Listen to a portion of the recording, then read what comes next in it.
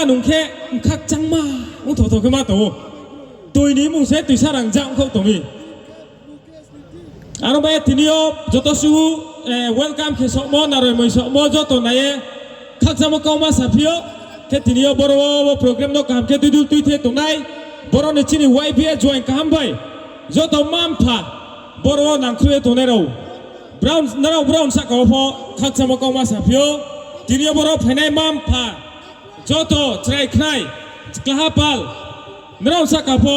คักจังมาเก้ามาสับเพียวมามีสิ่งแค่จุงจดตัวป้าขี้เพียสิ่งแค่บ่ปันดาสุกลุงมายะบ่ปันดาสุกลุงแค่ไหนเล่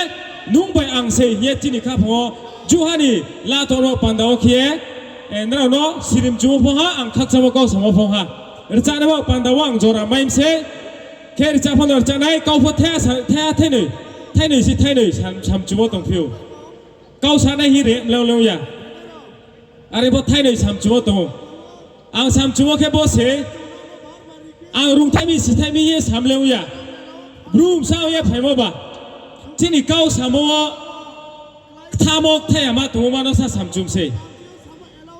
อาบแค่ที่นี่เลยจุงY.B.Aนี่จอร์อังบ่เย่ที่นี่สัตที่นี่เก้าจุงสลายมามาเราน้องสามจุ่มเสียปาราบังว่าสิโอทางไหนมีจุนอสุงสาวน้องครบสุภัยเยสวมเสียอาบเสียสุงสาวมากันเรามาสุภัยนี่จะสวมมาหิมะเลมาสุภัยแค่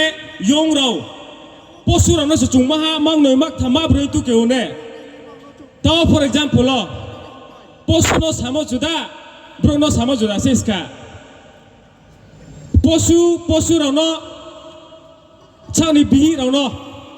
ไอ้บรอมาเลกาเบงตงเช่แค่คราขนาดเท่ายันเนี่ยไอ้บรอมาเลบตาลกาเบงตงเช่แค่นาเท่ายันชาวพลุงตัวมีบุบไปตัวมีเสมาเท่าเนี่ย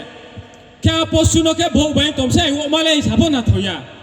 ไอ้วัวมากาเบงตัวมีแค่นาเท่าอับดิเขาไม่จุงจอตัวเสียมาน้ามาสุภัยมีแค่ยาบรูแค่มักเล่พยาภัยทองวัว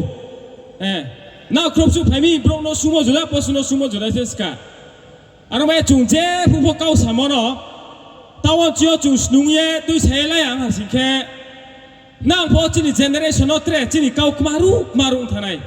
น้ามาสุภัยมีมาเลยพอสุนอเจ้า it refers to animal when we countมาแค่ตุกมันนัมบาริงตุกมันเสกจุงครัวครัวเนยครัวทำครัวเบรครัวใบมาแค่บอกแค่บรูโนตุกมันพอสุนอตุกผู้แค่มาหามังเนยมักทำมาบริมาบายตุกเนี่ยเอาไว้บรูโนเลยมาสุภัยมีเลยตาสุสติเจเลยเราโน้ตภาษาสิริมจุ่มเสกข้าชาตินี่เราจีนี่Y.B.Aนี่ดิ่งบ่าY.B.Aนี่การริจานัยแค่มาสิงบ่าบสุฮักเจ้าให้มาคุงเรียนเราหัวไม่ท่าหาขอเราพอจงมาดูอย่าพงทำไม่อยู่ดูอะไรอีกพ่อเนาะเจ้าพ่อจีนี่Y.B.Aนี่บอกจุงโจตัวพายแค่ฮักเจ้าตัวเราพ่อเราจีนี่มวยจราพ่อขอรังเรียสปอร์ตแค่ในมาวันตะแค่เราเนาะไอ้นี่มันแค่ request บอสฮะ music reading แค่ music please